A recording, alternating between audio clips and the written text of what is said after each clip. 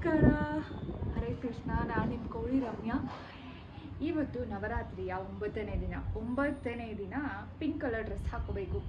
And ಲೈವಲ್ಲಿ ಬಂದಾಗ ಎಲ್ಲರೂ ನನಗೆ ಹೇಳಿದ್ರಿ ಸಾರಿ ಉಟ್ಕೊಂಡು ಬನ್ನಿ ಅಂತ. ಸೊ ಇವತ್ತು ನಾನು ಸಾರಿ ಉಟ್ಕೊಳ್ಳೋದಕ್ಕೆ ಹೋಗ್ತಾ ಇದ್ದೀನಿ. ಆ್ಯಂಡ್ ಸ್ಪೆಷಲ್ ವ್ಯಕ್ತಿನ ಮೀಟ್ ಮಾಡೋಕ್ಕೆ ಹೋಗ್ತಾ ಇದ್ದೀನಿ. ಅವ್ರ ಮನೇಲಿ ಒಂದು ದೊಡ್ಡ ಸೆಲೆಬ್ರೇಷನ್ ನಡೀತಾ ಇದೆ. ಏನು ಎತ್ತ ಎಲ್ಲ ಮತ್ತೆ ಹೇಳ್ತೀನಿ. See you.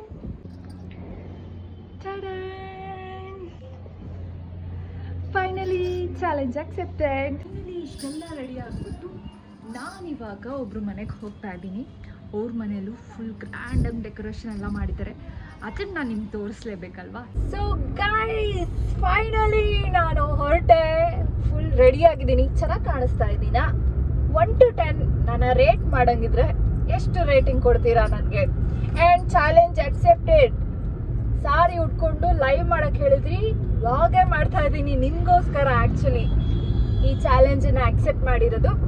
ಆ್ಯಂಡ್ ನವರಾತ್ರಿ ಬಗ್ಗೆ ಸ್ಪೆಷಲ್ ಆಗಿರುವಂತಹ ಒಂದಷ್ಟು ವಿಷಯಗಳನ್ನು, ನವರಾತ್ರಿ ಹಬ್ಬನ ಹೇಗೆ ಆಚರಣೆ ಮಾಡ್ತಾರೆ, ಏನೇನೆಲ್ಲ ಮಾಡ್ತಾರೆ, ಇದನ್ನೆಲ್ಲ ತಿಳ್ಕೊಬೇಕಂದ್ರೆ ಅದಕ್ಕೊಬ್ರು ಪರ್ಫೆಕ್ಟ್ ವ್ಯಕ್ತಿ ಅಂದರೆ ನಾನು ಇವಾಗ ಮೀಟ್ ಮಾಡಕ್ಕೆ ಹೋಗ್ತಿದ್ದೀನಲ್ಲ ಅವ್ರ ಬಾಯಿಂದ ಕೇಳಿದ್ರೇನೆ ಅದಕ್ಕೆ ಇನ್ನಷ್ಟು ಕಳೆ ಬರುತ್ತೆ ಅಂತ ಹೇಳ್ಬೋದು.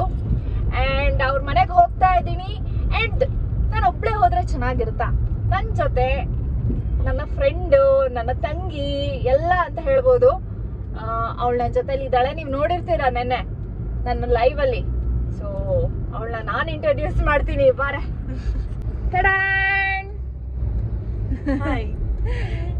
ಓಕೆ, ದಿಸ್ ಇಸ್ ಲಿಯಾ, ನನ್ನ ಹಸ್ಬೆಂಡ್ ಅಕ್ಕನ ಮಗಳು.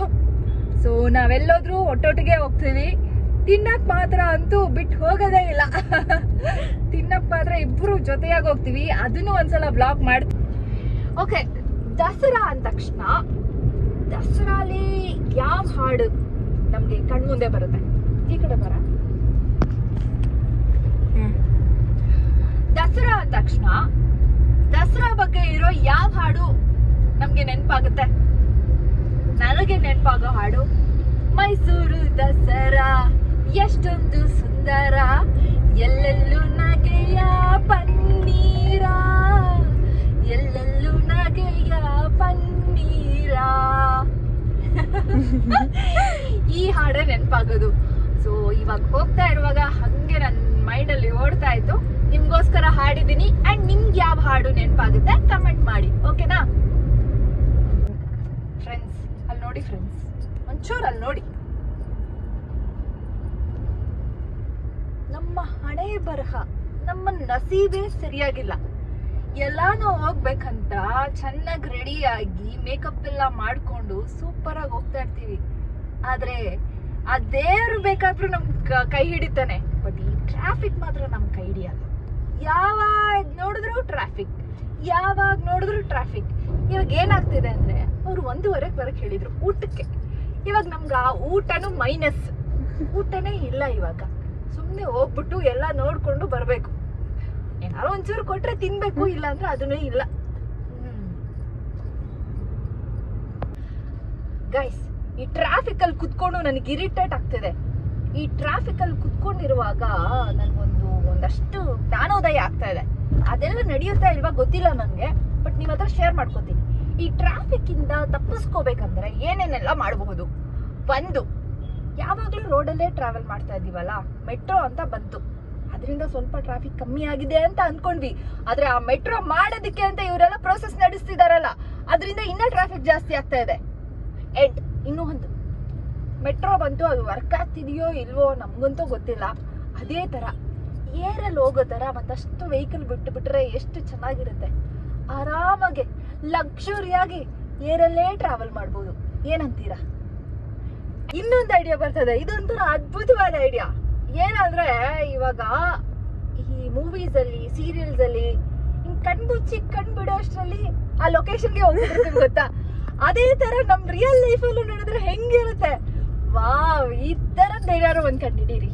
ಎಲ್ಲಾ ಸೈಂಟಿಸ್ಟ್ ಗಳಿಗೂ ನಾನು ಇವತ್ತು ಹೇಳ್ತಾ ಇದ್ದೀನಿ, ಈ ತರ ಒಂದ್ ವಿಷಯನ ಕಂಡಿಡೀರಿ ಪ್ಲೀಸ್. ಟ್ರಾಫಿಕ್ ಇಂದ ಬಚಾವಾಗ್ಬೋದು ಅಷ್ಟೇ. ಗೈಸ್, ಫೈನಲಿ ರೀಚ್ ಆದ್ರೆ ಡೆಸ್ಟಿನೇಷನ್ನ. ಆ್ಯಕ್ಚುಲಿ ತುಂಬ ಹತ್ತಿರ ಇದೆ, ಆದರೆ ಎಷ್ಟು ಲಾಂಗ್ ಜರ್ನಿ ಇತ್ತು, ಎಷ್ಟು ಟೈಮ್ನ ನಾನು ಟ್ರಾಫಿಕಲ್ಲಿ ಸ್ಪೆಂಡ್ ಮಾಡಿದೆ ಅಂದರೆ ಹೇಳೋಕ್ಕೆ ಆಗಲ್ಲ.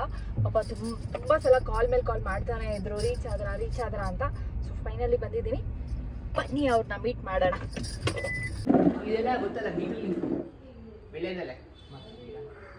It's very auspicious to be in the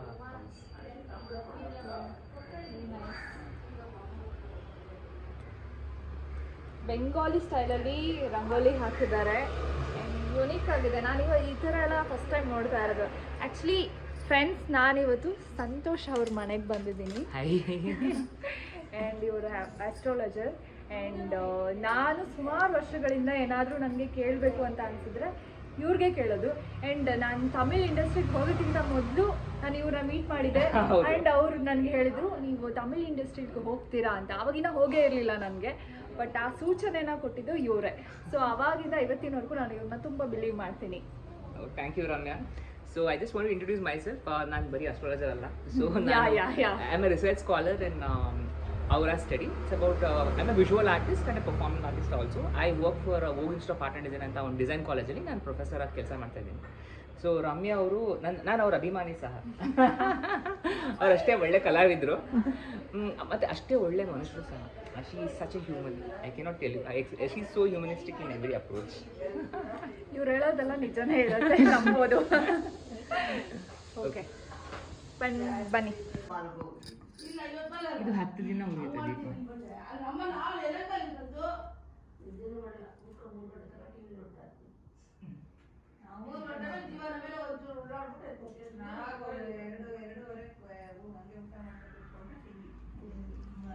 and S Santosh, ಇದ್ರ ಬಗ್ಗೆ ಹೇಳಿ. ಇದು ನಾವು ಈ ದಸರಾ ಪ್ರಯುಕ್ತ ದುರ್ಗಾದೇವಿನ ಒಂದು ಕಳಶದಲ್ಲಿ ಪ್ರತಿಷ್ಠಾಪನೆ ಮಾಡಿರ್ತೀವಿ. ಇದು 10 ದಿವಸ ಅಖಂಡ ದೀಪನ ಉಳಿಸ್ತೀವಿ. ಈ ಸತಿ 2025ನೇ ಇಸ್ವಿಲಿ ಏನು ವಿಶೇಷ ಅಂದರೆ, ಈ ಸತಿ ದಸರಾ 11 ದಿವಸ ಬಂದಿದೆ. ಈ 11 ದಿವಸದ ವಿಶೇಷ ಅಂದರೆ ಇದು 400 ವರ್ಷದಲ್ಲಿ ಒಂದು ಸತಿ ಈ ಥರ ಬರುತ್ತೆ. ಹೌದು, ಅದು ತುಂಬ ಆಸ್ಪೀಷಿಯಸ್. ಸೊ ಇವತ್ತು ನಾವು ಈ ದೀಪನ ಪ್ರತಿ ದಿವಸನೂ ನಾವು ಯಾವತ್ತು ನಾವು ಫಸ್ಟು ಅಂದರೆ ಪ್ರಥಮ ದಿನ ಯಾವತ್ತು ನಾವು ಹಚ್ತೀವಿ, 10 ದಿವಸ ಅದನ್ನು ಉರಿಸ್ತೀವಿ. ಹಾಗೇನೆ ಯಾವುದೇ ಕಾಲಕ್ಕೂ ಅದನ್ನು ಆರಿಸಬಾರ್ದು ಅಂತ ಒಂದು ಐತಿಹ್ಯ. ಆ್ಯಕ್ಚುಲಿ ತುಂಬ ಫೇಮಸ್. ಕೈ ಕೊಡು. Good girl.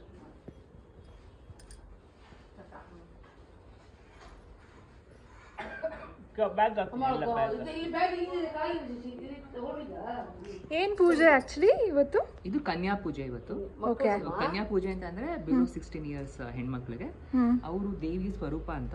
ನಾವು ಯಾವಾಗ್ಲೂ ಒಂದು 5 ಅಥವಾ 9 ಈ ಸತಿ 10 ಜನ ಕನ್ಯರ್ನ ಕರೆದು, ಅಂದ್ರೆ ಬಿಲೋ 16 ಇಯರ್ಸ್ ಅಂತ ಮಕ್ಳಿಗೆ ಕರೆದು ನಾವು ಅವ್ರಿಗೆ ದೇವಿಯೇ ನಮ್ಮ ಮನೆಗೆ ಬಂದಿದ್ದಾಳೆ ಅಂತ ಅನ್ನೋ ಒಂದು ಕಲ್ಪನೆಯಲ್ಲಿ ಅವ್ರನ್ನ ಪೂಜಿಸ್ತೀವಿ.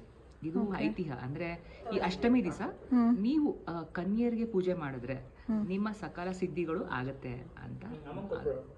ಓಕೆ.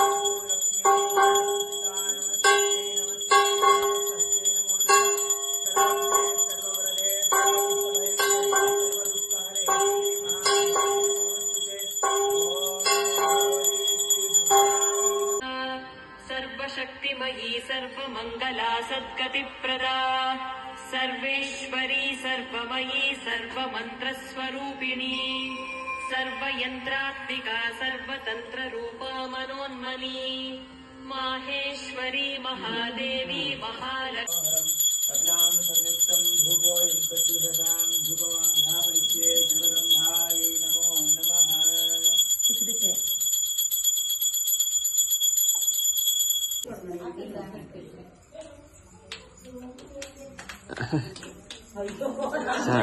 निरपायानिरत्यया दुर्लभा दुर्गमा दुर्गा दुःखहन्त्री सुखप्रदा दुष्टदूरा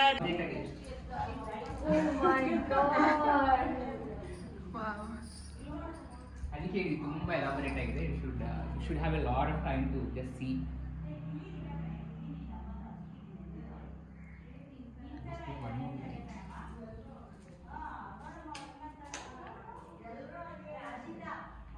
ಒಂದೊಂದೇ ಬೇರೆ ಇದೆ ಕಥೆಗಳು.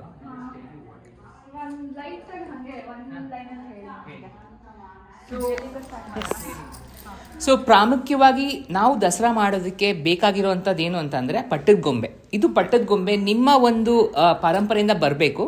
ಅದು ನಿಮ್ಮ ಏನಂತ ಹೇಳ್ತಾರೆ, ನಿಮ್ಮ ಹಿರಿಯಕರು ನಿಮಗೆ ಕೊಡಬೇಕು. ಸೊ ಯಾರು ನಮ್ಮ ಕಡೆ ಏನಂದರೆ ನಾವು ಮದುವೆ ಆದ ನವವಧುವರೆಗೆ ನಾವು ಮೊದಲು ಈ ಬೊಂಬೆನ ಕೊಡ್ತೀವಿ. ಅವರು ಈ ಒಂದು ಬೊಂಬೆ ಹಬ್ಬನ ಶುರು ಮಾಡ್ತಾ ಬರ್ತಾರೆ. ಇದು ಫಸ್ಟ್ ಜನರೇಷನ್, ಇದು ಸೆಕೆಂಡ್ ಜನರೇಷನ್ ಮತ್ತೆ ಥರ್ಡ್ ಜನರೇಷನ್ ಬೊಂಬೆ ಪಟ್ಟದ ಬೊಂಬೆಗಳಿವೆ. ಆಲ್ಮೋಸ್ಟ್ ನಿಮ್ ಮುತ್ತಾತ ಕಾಲದಿಂದ ಇದೆ. ಇದು 102ನೇ ವರ್ಷದ್ದು 102nd ಇಯರ್ ನವರಾತ್ರಿ ಇದು ನಮ್ಮ ಮನೇಲಿ. ಸೊ ಅದನ್ನ ಪ್ರತಿ ಕಾಲಕ್ಕೂ ನಾವು ಅದನ್ನ ನಡ್ಸ್ಕೊಂಡ್ ಬಂದಿದೀವಿ. ಈಗ 4ನೇ ಜನರೇಷನ್ ರೆಡಿ ಆಗ್ತದೆ. ಸೊ ನಾವ್ ಇವಾಗ ನನ್ನ ತಮ್ಮಂದಿರು ಯಾರು ಮದ್ವೆ ಆಗ್ತಾರೆ ಅವ್ರಿಗೆ ಕೊಡೋಕ್ಕೋಸ್ಕರ ಉಡುಗೊರೆಯಾಗಿ ಅದನ್ನ ಇಟ್ಟಿದ್ದೀವಿ.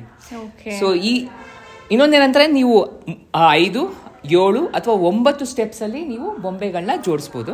ಸೊ ಹಾಗೆ ಇಲ್ಲಿ ನಾವು 9 ಸ್ಟೆಪ್ಸ್ ಇಟ್ಟಿದ್ದೀವಿ. ಅದರಲ್ಲೂ ಒಂದು ರೂಲ್ಸ್ ಅಂಡ್ ರೆಗ್ಯುಲೇಷನ್ಸ್ ಇದೆ, ಯಾವ ರೀತಿ ಇಡಬೇಕು ಬೊಂಬೆಗಳನ್ನ ಅಂತ. ಸೊ ಪ್ರಥಮವಾಗಿ ಅಂದ್ರೆ ಫಸ್ಟ್ ಸ್ಟೆಪ್ ಅಲ್ಲಿ ಯಾವಾಗಲೂ ತ್ರಿಮೂರ್ತಿಗಳನ್ನ ಇಡಬೇಕು. ಅಂದ್ರೆ ಅದು ಬ್ರಹ್ಮ, ವಿಷ್ಣು, ಮಹೇಶ್ವರನ್ ಮಾತ್ರ ಇಡಬೇಕು. ನಾವು ಅವ್ರ ಪ್ರತೀಕವಾಗಿ ರಾಮ ಲಕ್ಷ್ಮಣ ಸೀತೆನ ಇಟ್ಟಿದ್ದೀವಿ. ಆಮೇಲೆ ದೇವಿ ಸ್ಥಿತಿ ಅಲ್ಲಿ ಲಕ್ಷ್ಮೀ ಸರಸ್ವತಿ ಇಟ್ಟಿದ್ದೀವಿ. ಆಮೇಲೆ ಅವರ ಒಂದು ಮಕ್ಕಳು ಅಂದ್ರೆ ಇಲ್ಲಿ ಸ್ಕಂದ ಇಟ್ಟಿದ್ದೀವಿ. ಆಮೇಲೆ ದಶಾವತಾರಗಳು, ಅಷ್ಟಲಕ್ಷ್ಮಿ, ಮತ್ತೆ ಇಲ್ಲಿ ಅಲ್ಲಿ ಸ್ಕಂದ ಜನನ ಅಂದ್ರೆ ಸ್ಕಂದ 6 ಮಕ್ಕಳಾಗಿ ಹುಟ್ಟುತ್ತಾರೆ, 6 ಮಗುವಾಗಿ ಹುಟ್ಟಿ ಆಮೇಲೆ ಶಿವ ಅವ್ರನ್ನ ಸ್ಕಂದನಾಗಿ ಮಾಡ್ತಾರೆ. 6 ಮಕ್ಕಳಾಗಿ 6 ಮುಗಮ್ ಅಂತ ಹೇಳ್ತೀವಲ್ಲ ಅದಕ್ಕೋಸ್ಕರ. ಮತ್ತೆ ಆಮೇಲೆ ವ್ರತಗಳು, ಇದು ಸುಮಂಗಲಿ ವ್ರತ, ಇಲ್ಲಿ ಸತ್ಯನಾರಾಯಣ ವ್ರತ, ಇದು ವೈಭವ ಲಕ್ಷ್ಮಿ ವ್ರತ, ಆ ತರ ಒಂದು ಐತಿಹ್ಯಗಳಿದೆ. ಮತ್ತೆ ಈ ವರ್ಷದ ಡೀಟೇಲಿಂಗ್ ಆಗಿ ಎಲ್ಲದನ್ನು ಇಟ್ಟಿದ್ದೀರಾ ಅಲ್ವಾ? ಹೌದು. ಇಲ್ಲಿ ಕೈಲಾಸ ಇದೆ, ಇಲ್ಲಿ ವೈಕುಂಠ ಇದೆ. ಅದು ಕಾವೇರಿ ಉದ್ಭವ ಕತೆ.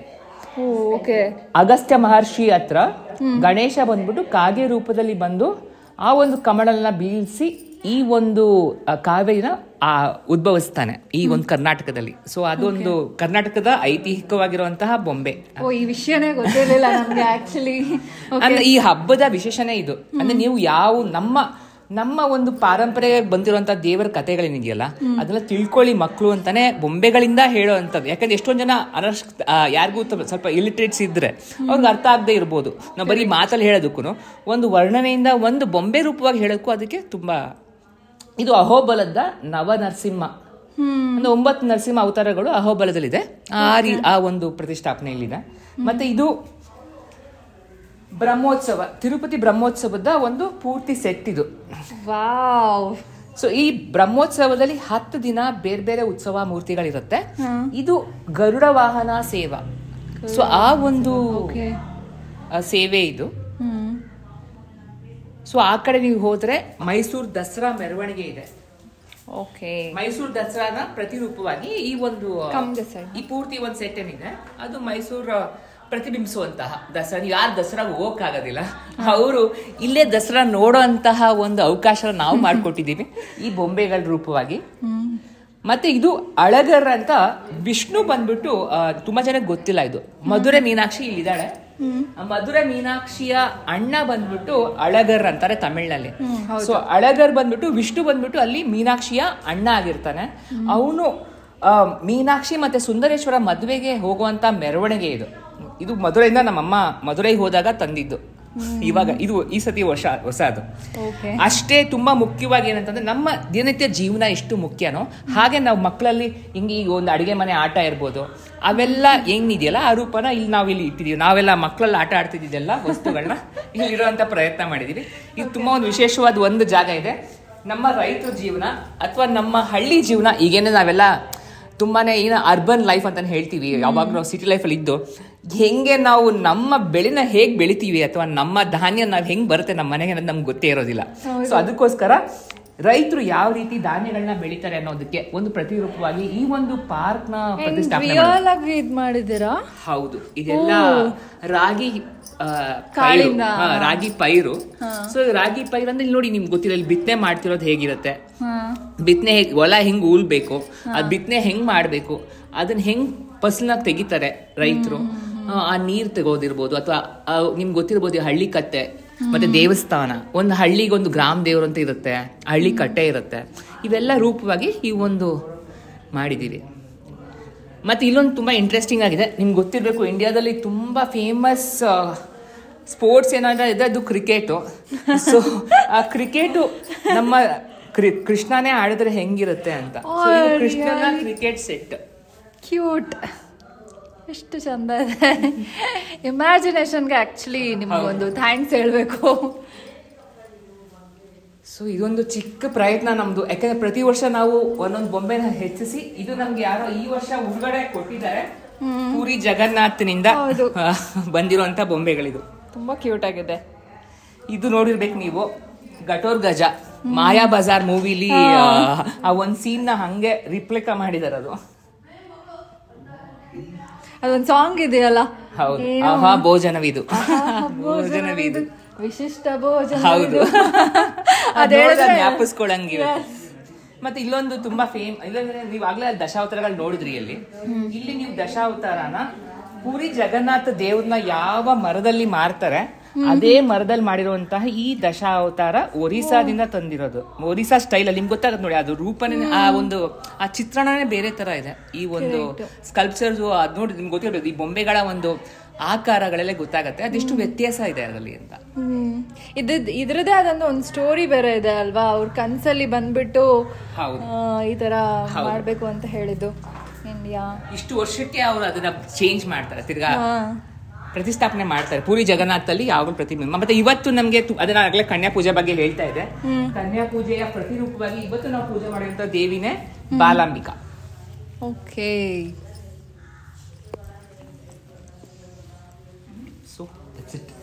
ಎಸ್, ಇದೇನ್ ಚಿಕ್ಕ ಪ್ರಯತ್ನ ಅಲ್ಲ, ತುಂಬಾ ದೊಡ್ಡ ಪ್ರಯತ್ನ. ಅಂಡ್ ವರ್ಷ ಇದನ್ನ ಇಟ್ಕೊಂಡ್ ಬರೋದಂದ್ರೆ ಅದೇನು ಚಿಕ್ಕ ಮಾತಲ್ಲ. ಮುಖ್ಯವಾಗಿ ನಾನು ಒಬ್ಬರು ಇಂಟ್ರೊಡ್ಯೂಸ್ ಮಾಡ್ಲೇಬೇಕು, ಇದಕ್ಕೆಲ್ಲ ಮೂಲ ಕಾರಣ ನನ್ನ ತಮ್ಮ ಹರ್ಷ ಸಂದೇಶ್ ಅಂತ. ಅವರು ಸಹ ನಿಜ ಹೇಳ್ಬೇಕಂದ್ರೆ ನಮ್ಮಲ್ಲಿ ಎಲ್ಲರೂ ಇಷ್ಟು ಶ್ರದ್ಧೆನ ಮಾಡಕ್ಕೆ ನನ್ನ ತಮ್ಮನೇ ಕಾರಣ. ಯಾಕೆಂದ್ರೆ ಅವ್ನ ಆಕ್ಚುಲಿ ಕಂಟಿನ್ಯೂ ಮಾಡ್ತಿದ್ದಾನೆ. ನಾವೆಲ್ಲ ಏನ್ ಗೊತ್ತಾ, ಎಲ್ಲಾದ್ರೂ ಕೆಲ್ಸಕ್ಕೆ ಹೋಗ್ಬಿಡ್ತೀವಿ, ಬಟ್ ಈಸ್ ಡೆಡಿಕೇಟೆಡ್. ಅವ್ನ ಲೈಫ್ನೇ ಅವ್ನು ಡೆಡಿಕೇಟ್ ಮಾಡಿ ದಿನನಿತ್ಯ ಪೂಜೆನೇ ಒಂದು. ನಾವ್ ಯಾವಾಗಲೂ ಹೇಳ್ತೀವಿ ನಮ್ಮ ಜೀವನ ಶೈಲಿ ಕಲೆ ಹೇಗಿರುತ್ತೆ ಅಂತಂದ್ರೆ ಜೀವನ ಶೈಲಿ ಆಗಿದೆ, ಕಲೆನೇ ಬೇರೆ ಜೀವನನೇ ಬೇರೆ ಅಲ್ಲ ನಮ್ಗೆ. ಅವನು ಅದನ್ನ ನಿಜವಾಗ್ಲೂ ಅದನ್ನ ಪ್ರತಿರೂಪಿಸ್ಕೊಂಡು ಅವ್ನು ನಿಜ ಜೀವನದಲ್ಲಿ ಅವ್ನು ಅಡಿಗೆ ಮಾಡಿರೋದಿರ್ಬೋದು ಅಥವಾ ರಂಗೋಲಿ ಹಾಕೋದು ತುಂಬಾ ಫೇಮಸ್. ಹರ್ಷ ಸಂದೇಶ್ ಅಂತ ಅವ್ನ ಇನ್ಸ್ಟಾಗ್ರಾಮ್ ಪೇಜ್ ನೀವು ನೋಡ್ಲೇಬೇಕು. ಸೊ ಇದಕ್ಕೆಲ್ಲ ಮೂಲ ಕಾರಣ ನನ್ನ ತಮ್ಮ ಹರ್ಷ ಸಂದೇಶ್. ಎಸ್, ನಿಮ್ ಬಗ್ಗೆ ಹೇಳಿ ಒಂದ್ಸಲ, ಹಾಗೆ ಏನೇನ್ ಮಾಡ್ತೀರಾ? ಅದೇ Harsh I mean to mostly into influencing and ನಂದು ಲೈಫ್ ಸ್ಟೈಲ್ ಏನು ಫಾಲೋ ಮಾಡ್ತೀನೋ, I not made Instagram page ಇನ್ಸ್ಟಾಗ್ರಾಮ್ಗೋಸ್ಕರ. ನನ್ನ ಡೈಲಿ ರೋಟೀನ್ ಏನಿರುತ್ತೋ ಅದನ್ನ ಲೈವ್ ಆಗಿ. ಸೊ ಹೇಗೆ ನನ್ನ ಲೈಫ್ ಸ್ಟೈಲ್ ಹೇಗಿದೆಯೋ, ಹೇಗೆ ನನ್ನ ಕಾನ್ಸೆಪ್ಟ್ ಏನೊಂದು ಇನ್ಸ್ಟಾಗ್ರಾಮ್ ಅಲ್ಲಿ, you should be rooted to your cultures and also grow with modern age. If you see how my profile is portrayed, you see me going out and everywhere partying, and also celebrating all the festivals with every essence, how each festival should be done. ಗೊತ್ತಾಗುತ್ತೆ, ಇಷ್ಟು detail ಆಗಿ ಮಾಡಿರೋದ್ರಲ್ಲೇ ನೀವೇನು ಅಂತ ನಂಗೆ ಚೆನ್ನಾಗಿ ಅರ್ಥ ಆಯ್ತು. ಪ್ರತಿ ಹಬ್ಬಕ್ಕೂ ಅದೇ ಒಂದು ಅರ್ಥ ಇದೆ. ಮತ್ತೆ ಈ ಹಬ್ಬದಲ್ಲಿ ಇದೇ ಊಟ ಏನಕ್ಕೆ ಮಾಡಬೇಕು, ಈ ಹಬ್ಬದಲ್ಲಿ ಇದೇ ಬಟ್ಟೆ ಏನಕ್ಕೆ ಹಾಕೋಬೇಕು, ಈ ಹಬ್ಬದಲ್ಲಿ ಇದೇ ಹೂ ಏನಕ್ಕೆ ತರಬೇಕು ಅಂದ್ರೆ ಇಟ್ ಇಸ್ ಒಂದು ಸೋಶಿಯೋ ಎಕನಾಮಿಕ್ ಸೆಟಪ್. ಸಂಕ್ರಾಂತಿ ಏನಕ್ಕೆ ಬರೀ ಕಬ್ಬೆ ತಗೋಬೇಕು ಅಂದ್ರೆ ಸಂಕ್ರಾಂತಿ ಟೈಮಲ್ಲಿ ಜಾಸ್ತಿ ಕಬ್ಬು ಹಾರ್ವೆಸ್ಟ್ ಆಗಿರುತ್ತೆ. ಸೊ ನಮ್ಮ ಮುಂಚೆ ಕಾಲದಲ್ಲಿ ಜನರು ಪೂರ್ವಜರು ಏನ್ ಮಾಡಿದಾರೋ ಅದಕ್ಕೆಲ್ಲ ಒಂದು ಮೀನಿಂಗ್ ಇದೆ, ನೀವು ಅದನ್ನ ಪ್ರೂವ್ ಮಾಡ್ತಾ ಇದ್ದೀರಾ. ಅಂದ್ರೆ ಯಾವ್ದು ಸೂಪರ್ಸ್ಟಿಷನ್ ಅಲ್ಲ, ನಿಮಗೆ ಕಾರಣ ಗೊತ್ತಿಲ್ಲದೆ ಇದ್ದು ನೀವು ಸೂಪರ್ಸ್ಟಿಷನ್ ಅನ್ಕೋತೀರಾ, ಬಟ್ ಕಾರಣ ಗೊತ್ತಿದ್ರೆ it is all very relatable. ನೀವು ನಾರ್ಮಲ್ ಲೈಫ್ ಸ್ಟೈಲ್ ಏನಿದೆಯೋ ಎಲ್ಲ ಇನ್ನೊಂದು ಮೋಸ್ಟ್ ಇಂಪಾರ್ಟೆಂಟ್ ಹಿಂದೂ ಕಾನ್ಸೆಪ್ಟ್ ಅಂದ್ರೆ our culture is very rooted and very close to nature. ಎಲ್ಲ ಹಬ್ಬನೂ ಸೀಸನಲ್ಲೋ, ಮಳೆ ಚಳಿಗಾಲ ಹೂವು ಏನು ಪರಿಸರ ಏನಾಗುತ್ತೆ ಅದು ವೆರಿ ಕ್ಲೋಸ್ ರಿಲೇಟೆಡ್. ಸೊ ಪ್ರತಿಯೊಂದು ಹಬ್ಬನೂ ನಿಮಗೆ ಗೊತ್ತಿಲ್ಲ ಅಂದ್ರೂ ಕೇಳಿ ತಿಳ್ಕೊಳ್ಳಿ, ಯಾರನ್ನಾರ ಗೊತ್ತಿರೋರ ಕೇಳಿ ತಿಳ್ಕೊಂಡು ಎಲ್ಲ ಹಬ್ಬನೂ ಆಚರಣೆ ಮಾಡಬೇಕು. ನಮ್ಮ ಸಂಪ್ರದಾಯ ಸಂಸ್ಕೃತಿನ ನಾವು ಉಳಿಸ್ಬೇಕು. ಇವಾಗ ನಮ್ಮ ಜನರೇಷನ್ನೇ ಇವಾಗಿರೋದು. ಆಕ್ಚುಲಿ ನೀವು ನನಗೆ ಇವಾಗ ಇನ್ಸ್ಪಿರೇಷನ್ ಆಗ್ತಾ ಇದ್ದೀರಾ. ನಂಗೆ ಆಕ್ಚುಲಿ ಈ ತರ ಎಲ್ಲ ಮಾಡೋದಕ್ಕೆ ತುಂಬಾ ಆಸೆ, ಅಂಡ್ ಅದ್ರ ಬಗ್ಗೆ ನಾಲೆಡ್ಜ್ ಇರಲಿಲ್ಲ. ಇಲ್ಲಿಗೆ ಬರೋದಕ್ಕೆ ಮೇನ್ ಕಾರಣನೇ ಅದು. ಇದೆಲ್ಲ ನೋಡಿದ್ರೆ ನನಗೂ ಒಂದು ಮೋಟಿವೇಶನ್ ಬರುತ್ತೆ ನೆಕ್ಸ್ಟ್ ಟೈಮ್ ಮಾಡೋದಕ್ಕೆ. ಖಂಡಿತ ಬರಬೇಕು. ಸೀರಿಯಸ್ ಇವಾಗಲೇ ಇನ್ವೈಟ್ ಮಾಡ್ತಾ ಇದ್ದೀನಿ. ಆ್ಯಂಡ್ ಇನ್ನೊಂದು ವಿಚಾರ ಏನಂದ್ರೆ, ಇವರು ಇಷ್ಟು ದಿನನೂ ಉಪವಾಸ ಇದ್ಬಿಟ್ಟು ಈ ಆಚರಣೆನ ಮಾಡ್ತಾರೆ. ನಿಜವಾಗ್ಲೂ ಒಂದು ದೊಡ್ಡ ಚಪ್ಪಾಳೆ ನಿಮಗೆ. ದೇವ್ರ ಶಕ್ತಿ ಕೊಟ್ಟಿದ್ದಾನೆ ಉಪವಾಸ. ಆ್ಯಂಡ್ ಏಕಾದಶಿ ಅದೆಲ್ಲ ಮಾಡೋದು ನಮ್ಗೆ ಗೊತ್ತಿದೆ, ಬಟ್ ಈ ತರ 9 ದಿನ 11 ದಿನ ಐ ಗೆಸ್ ಈ ವರ್ಷ ಮಾತ್ರ 10 ದಿವಸ ಉಪವಾಸ ಮಾಡಿ 11 ದಿನ ಊಟ ಮಾಡ್ತೀವಿ. ಇವತ್ತು ಅತಿಥಿಯಾಗಿ ನಮ್ಮ ಮನೆಗೆ ಬಂದಿದ್ದೀರಾ. ಈ ದಸರಾ ಯಾವಾಗ ಜ್ಞಾಪಕ ಇರ್ಬೇಕು ನಿಮ್ಗೆ, ಹೇಗೆ ಅದು ಅಂತ. ನಾವು ಅದಕ್ಕೆ ಒಂದು ಉಪಾಯ ಹುಡುಕಿದೀವಿ. ಏನು ಅಂತ ಅಂದ್ರೆ, ನಾವು ದಿನ ನಮ್ಮ ಮನೆಗೆ ಬರುವಂತ ಅತಿಥಿಗಳಿಗೆ ಒಂದು ಲಕ್ಕಿ ಡಿಪ್ ಮಾಡ್ಬೇಕು ಅಂತ. ಯಾವಾಗ್ಲೂ ಜನ ಹೇಗೆ ಗೊತ್ತಾ, ನಾವೇನು ಊಟ ಮಾಡ್ತೀವಿ ಅದು ಚೆನ್ನಾಗಿದೆ ಜ್ಞಾಪಕ ಇಟ್ಕೋತೀವಿ. ಅಥವಾ ನೀವು ಓದಿದ್ದಂತೂ ನಿಮ್ ಸ್ಕೂಲಲ್ಲಿ ನಿಮ್ ಟೀಚರ್ ಕೇಳಿದ್ರೆ ಹೇಳಲ್ಲ, ಅಷ್ಟೊಂದು ನೀವು ಅದನ್ನ ಎಂಜಾಯ್ ಮಾಡಿರೋದಿಲ್ಲ. ಅದೇ ನಿನ್ ಜೋಗ್ ಫಾಲ್ಸ್ ಹೋಗಿದೆ ಅಂತ ಹೆಂಗಿತ್ತು ನಿನ್ ಎಕ್ಸ್ಪೀರಿಯನ್ಸ್ ಅಂದ್ರೆ ಅದನ್ನ ಜ್ಞಾಪಕ ಇಟ್ಕೋತೀರಾ. ಸೊ ಒಂದು ಉಂಡ್ ಹೋಗ್ಬೇಕು ಅಥವಾ ಕೊಂಡೋಗ್ಬೇಕು. ಸೊ ನೀವೆಲ್ಲ ಕೊಂಡೋಗ್ಲಿ ಅಂತ ನಾವು ಒಂದು ಲಕ್ಕಿ ಡಿಪ್ ಮಾಡ್ತಾ ಇದೀವಿ. It's every day lucky lady contest. So ಯಾರ್ಯಾರು all the ladies who come to our house, they have to write their name and the phone number and drop in the drop box ಅಲ್ಲಿ. ಇದು lucky box ಅಂತ. So every day 1 lucky winner ಇರ್ತಾರೆ, ಅವ್ರಿಗೆ ನಾವು ಏನಾದ್ರು gift ಕೊಡ್ತೀವಿ. ಆಮೇಲೆ ಇವತ್ತು ನೀವು ಗೆದ್ದಿಲ್ಲ ಅಂತ ಅನ್ಕೊಂಡು ಬೇರೆ ಮಾಡ್ಕೊಳಂಗಿಲ್ಲ. ನಾವೇನ್ ಮಾಡ್ತೀವಿ, ಅದಕ್ಕೆ ಒಂದು ಬಂಪರ್ ಇರುತ್ತೆ. ನೀವು ಈ 9 ದಿವಸ ಗೆದ್ದಿಲ್ದೇ ಇರೋದು ದಶಮಿ ದಿವಸ, ಅಂದ್ರೆ ಅವತ್ತು ದೇವರು ವಿಜಯ ಪಡೆದಿರುವಂತ ದಿನ, ಅಂದ್ರೆ ಮೋಸ್ಟ್ ಲಕ್ಕಿಯೆಸ್ಟ್, ಅಂದ್ರೆ ಸ್ವಲ್ಪ ಕಾಸ್ಟ್ಲಿ ಗಿಫ್ಟ್. ಯಾರು ಗೆದ್ದಿಲ್ಲದವರು ಅದು ಬಂಪರ್ ಆಗಿ ಇನ್ನೊಂದು ಲಕ್ಕಿ ಗಿಫ್ಟ್ ನ ತೆಗಿತೀವಿ, ಅದ್ರಲ್ಲಿ ನೀವು ಗೆಲ್ಬಹುದು. ಸೊ ಇದೇನಂತ ಅಂದ್ರೆ, ನಾವು ಹೆಣ್ಮಕ್ಳಿಗೆ ಎಷ್ಟು ಪ್ರಾಮುಖ್ಯತೆ ಕೊಡ್ತೀವಿ ಅಷ್ಟೇ ಪ್ರಾಮುಖ್ಯತೆ. ನಾವ್ಯಾವ ಲಕ್ಷ್ಮಿ ಸರಸ್ವತಿ, ಈಗ ವಿದ್ಯೆಗೆ ಅಧಿಪತಿ ಸರಸ್ವತಿ, ಹಾಗೆ ಧನಕ್ಕೆ ಅಧಿಪತಿ ಲಕ್ಷ್ಮಿ. ಸೊ ಅದಕ್ಕೆ ನಾವು ಸಹ ನಮ್ಮನೆಗೆ ಬರುವಂತ ಹೆಣ್ಮಕ್ಳಿಗೆ ಏನಾದ್ರೂ ಒಂದು ಕೊಟ್ಟು ಅವ್ರನ್ನ ಗೌರವಿಸ್ಬೇಕು ಅಂತ ಈ ಒಂದು ಆಟನ ಮಾಡ್ತಾ ಇದೀವಿ. Okay, really nice. ಕೇಳಿದ್ದಕ್ಕೆ ಒಂಥರ ಡಿಫ್ರೆಂಟ್ ಆಗಿದೆ. ಈ ತರ ಯಾರು ಮಾಡೋದಿಲ್ಲ. ಅಂಡ್ ನಿಮ್ಮನ್ನು ಮರೆಯಲ್ಲ, ಇದನ್ನು ಮರೆಯಲ್ಲ ನಾವು. ಸೊ ನನ್ನ ಹೆಸರೇ ಬರ್ಲಿ ಅಂತ ನಾನು ಬೆಳ್ಕೊಂತೀನಿ. ಈಗ ನಿಮ್ಮ ಹೆಸರು ಬರೀರಿ. ಓಕೆ,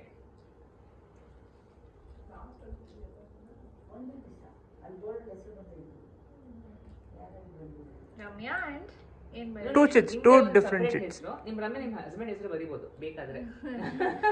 ಎಲ್ಲ ಕೋಳಿ ರಮ್ಯಾ ಅಂತ ಬರೀತೀನಿ. ಹೌದು, ನೀವು ಅದಕ್ಕೆ ಫೇಮಸ್ ಅಲ್ಲ. ಹೌದು, ಕೋಳಿ ರಮ್ಯಾ ಅಂತ ಹಾಕ್ಬಿಡ್ತೀನಿ. ಇದನ್ನ 4 ಫೋಲ್ಡ್ಸ್ ಮಾಡಿ ನಾನೇ ಅಂತ ಗೊತ್ತಾಗತ್ತೆ. ಇವತ್ತು ಯಾರು ರಮ್ಯಾ ಅಂತ ಬಂದಿರಬಾರ್ದು, ಅಷ್ಟೇ ಕನ್ಫ್ಯೂಸ್ ಆಗಕ್ಕೆ. ಬಂದ್ರು ಗೊತ್ತಾಗಲ್ಲ, ಕೋಳಿ ಅಂತ ಇದೆಯಲ್ಲ. ಹಾಕ್ಲಾ? ಹಾ, ಶೋರ್ಲಿ. ದೇವ್ರೇ, ಇನ್ನೊಂದ್ಸಲ ಇವ್ರ ಮನೆಗೆ ಬರೋಂಗಾಗ್ಲಿ. Okay, your turn. ನಿನ್ನ ಹೆಸರು ಯಾರಿಗೂ ಇರಲ್ಲ. ಹೌದು, ತುಂಬಾ ಸ್ಪೆಷಲ್ ಹೆಸರು ನಿಮ್ದು. You should mention the name then. ನಿಮ್ ಹೆಸರು ಹೇಳ್ಬೇಕು ಅನ್ಸುತ್ತೆ, ಎಲ್ಲರೂ ಕೇಳ್ಬೇಕಿರುತ್ತೆ. ಹೇಳು. ನನ್ನ ಹೆಸರು ಲಿಯಾ. ಓಕೆ, ಅದು ಅರ್ಥ ಏನು ಅಂತ ಕೇಳ್ಬೋದಾ? ಲಿಯಾ ಅಂದ್ರೆ ಒಂದು blessing. Oh, so hopefully this luck will be blessed for you. Maybe. Yes, please drop it. Thank you for coming. Thank you. Yes, Santosh ಅವ್ರ ಜೊತೆ ನಾನಿದ್ರೆ ಎಷ್ಟೊಂದು ವಿಷಯಗಳನ್ನ ತಿಳ್ಕೊಬೋದು. ಲೈಕ್ ಇವಾಗ ಲೈಬ್ರರಿಗೆ ಹೋಗ್ಬಿಟ್ಟು ಹೆಂಗೆ ಬುಕ್ಗಳನ್ನೆಲ್ಲ ಓದಿ ನಾಲೆಡ್ಜ್ ಸಿಗುತ್ತೋ, ಅದೇ ಥರ ಸಂತೋಷ್ ಅವ್ರ ಜೊತೆ ಇದ್ದರೆ ಅವ್ರ ಜೊತೆ ಇದ್ದಷ್ಟು ಹೊತ್ತು ಏನಾದರೂ ಒಂದು ವಿಷಯ ಗೊತ್ತಾಗ್ತಾನೆ ಇರುತ್ತೆ. ಆ್ಯಂಡ್ ಇವಾಗ ಒಂದೇ ಒಂದು ಫ್ಯೂ ಮಿನಿಟ್ಸ್ ಬ್ಯಾಕ್ ಒಂದು ಸೆಂಟೆನ್ಸ್ ಹೇಳಿದ್ರು, ಅದು ತುಂಬ ಇನ್ನೊಂದ್ಸಲ ಕೇಳಬೇಕು ಅಂತ ಅನಿಸ್ತು, ಅದಕ್ಕೋಸ್ಕರ ಹೇಳಿಸ್ತಾ ಇದ್ದೀನಿ. ಹೇಳಿ. ನೋಡಿ, ಇದು ಯಾಕೆಂದ್ರೆ ನಿಮ್ಗೆ ಗೊತ್ತಿರೋದು ಶಕ್ತಿ ಪೂಜೆ ಮಾಡುವಂತಹ ಈ ಒಂದು ನವರಾತ್ರಿ. ಈ ನವರಾತ್ರಿ ತುಂಬಾ ಮುಖ್ಯವಾಗಿ ಗೊತ್ತಿರೋದು, ನಿಮ್ಮ ಮನೆಯಲ್ಲಿ ಯಾರು ಹಿರಿಯ ಜೀವ ಇರುತ್ತೆ, ಅದು ಹೆಣ್ಣು ಜೀವ ಯಾರು ಇರುತ್ತೆ, ಅವ್ರನ್ನ ಎಷ್ಟು ಚೆನ್ನಾಗಿ ನೋಡ್ಕೊಳ್ತೀರಾ, ಎಷ್ಟು ಮರ್ಯಾದೆ ಕೊಡ್ತೀರಾ, ಅವ್ರು ಸಂತೋಷವಾಗಿದ್ರೆ, ಅವ್ರು ಖುಷಿಯಾಗಿದ್ರೆ ನಿಮ್ಮ ಜೀವನ ಅಷ್ಟೇ ಸಮೃದ್ಧಿಯಿಂದ ಇರುತ್ತೆ. ಯಾಕೆಂದ್ರೆ ನೀವು ಯಾವಾಗಲೂ ಅಷ್ಟೇ, ಹೆಣ್ಣು ಒಂದು ಸೃಷ್ಟಿಯ ಮೂಲ. ಸೊ ಹಂಗೆ ವಿಮೆನ್ ಇಸ್ ಅ ಕ್ರಿಯೇಟರ್. ನೀವು ನಿಮ್ಮ ಸುತ್ತಮುತ್ತ ಹೆಣ್ಮಕ್ಳನ್ನ ನೀವು ಎಷ್ಟು ಚೆನ್ನಾಗಿ ನೋಡ್ಕೊಳ್ತೀರಾ ಅಷ್ಟೇ ಚೆನ್ನಾಗಿ ಸಮೃದ್ಧಿಯಾಗಿ ನಿಮ್ಮ ಜೀವನ ಇರುತ್ತೆ. ಅದು ನನ್ನ ಒಂದು ನಂಬಿಕೆ ಅಲ್ಲ, ಅದು ನಾನು ತುಂಬ ಸರ್ ನೀವು ಜೀವನದಲ್ಲಿ ನೋಡ್ಬೋದು. ಎಲ್ಲಿ ಹೆಣ್ಮಕ್ಳು ಅದೇ ಯತ್ರ ನಾರಾಯಣ ಪೂಜೆ ಅಂತ ತತ್ತರಮಂತೆ ದೇವತಾ ಅಂತ ಏನು ಹೇಳಿದ್ದಾರೆ ನಮ್ಮ ಒಂದು ಆಚಾರದಲ್ಲಿ, ಅದೇ ರೀತಿ ಇವತ್ತು ಅದು ಸತ್ಯವಾದ ಮಾತು. ಯಾಕೆ ಅಂತಂದ್ರೆ ಈ ಶಕ್ತಿ ಪೂಜೆ ಮಾಡೋ ನವರಾತ್ರಿ ಅದೇ ಮುಖ್ಯವಾಗಿರೋದು. ನೀವು ಎಲ್ಲಿ ನೀವು ನಿಮ್ಮ ಸುತ್ತಮುತ್ತ ಹೆಣ್ಮಕ್ಳನ್ನ ಎಷ್ಟು ಸಂತೋಷವಾಗಿ ನೋಡ್ಕೊಳ್ತೀರಾ ಅಷ್ಟೇ ಸಮೃದ್ಧಿಯಿಂದ ನೀವು ಇರ್ತೀರ. ನೀವು ನೋಡಿರ್ಬೋದು, ಜನಗಳು ಈಗ ಸನ್ನಿಹಿತ ತಗೊಳ್ತಾರೆ. ಒಂದು, ನೀವು ಎಲ್ಲ ಹೆಣ್ಣು ಮಕ್ಕಳನ್ನ ತೆಗೆಸಿ ಜೀವನನ ಸರಿಸ್ಬೇಕು ಹೋಗ್ಬೇಕು, ಅಥವಾ ನಿಮ್ಮ ಸುತ್ತಮುತ್ತ ಹೆಣ್ಮಕ್ಳನ್ನ ಖುಷಿಯಾಗಿ ಸಂಸಾರಸ್ಥರಾಗಿ ಸುಖವಾಗಿ ಇರಬೇಕು. ಎರಡೇ ದಾರಿ, ನೀವು ನಿಮ್ಮ ಪುರುಷಾರ್ಥನ ಒಂದು ಗುರಿನ ಮುಟ್ಟಕ್ಕೆ. Okay, thank you so much. And ನಿಮ್ಮ ಮನೆಗೆ ಬಂದಿದ್ದಕ್ಕೆ ನನಗೆ ತುಂಬ ತುಂಬ ಖುಷಿ ಆಯಿತು. ಆ್ಯಂಡ್ ಇದೆಲ್ಲ ನೋಡಿ ನನಗೊಂಥರ ಮೋಟಿವೇಶನ್ ಆಗಿದೆ. ನೆಕ್ಸ್ಟ್ ಇಯರ್ ನಾನು ಏನಾದರೂ ಮಾಡಬೇಕು ಅಂತ ಅನ್ನಿಸ್ತಾ ಇದೆ. ಆ್ಯಂಡ್ ಇದೇ ಥರ ಎಲ್ಲ ಹಬ್ಬಕ್ಕೂ ನನಗೆ ಕರೀರಿ, ಮೋಟಿವೇಟ್ ಮಾಡಿ ಅಂತ ಕೇಳ್ಕೊತೀನಿ. ಇದು ರಮ್ಯಾ ಅವರೇ ನಿಮ್ಮ ಮನೆನೇ ಅಂತ ಅನ್ಕೊಳ್ಳಿ. ನಾನು ಕರೀಲಿದ್ರು ಎಲ್ಲ ಹಬ್ಬಕ್ಕೂ ನೀವು permanent guest. You are always there for us. ನಾನು ರಮ್ಯಾನ ಇವಾಗ ನೋಡ್ತಿಲ್ಲ, ತುಂಬ ವರ್ಷಗಳಿಂದ ನೋಡ್ತಾ ಇದ್ದೀನಿ. ಅವಳು ಪ್ರತಿಭೆ ಎಷ್ಟು ಬೆಳೀತಾ ಇದೆ, ಇನ್ನೂ ಚೆನ್ನಾಗಿ ಸಮೃದ್ಧಿಯಾಗಿ ಬೆಳೀಲಿ ಅಂತ ನಾನು ಆಶಯಿಸ್ತೀನಿ. Thank you so much.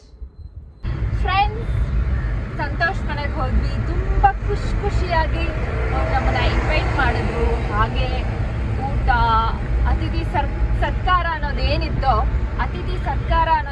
ಅದು ಪರ್ಫೆಕ್ಟಾಗಿ ಮಾಡಿದ್ರು ಅಂತ ನನಗೆ ಅನ್ನಿಸ್ತು. ತುಂಬ ಖುಷಿ ಆಗ್ತಿದೆ. ಆ್ಯಂಡ್ ಇವಾಗ ಇಲ್ಲಿವರೆಗೂ ಬಂದಿದ್ದೀವಿ. ನಮ್ಮ ಬಾಸ್ನ ಮೀಟ್ ಮಾಡಿದೆ ಹೆಂಗೆ ಹೋಗೋದು ಹೇಳಿ? ಅದಕ್ಕೆ ನಮ್ಮ ಬಾಸ್ನ ಮೀಟ್ ಮಾಡಕ್ಕೆ ಹೋಗ್ತಾ ಇದ್ದೀವಿ. ಬನ್ನಿ ಹೋಗೋಣ.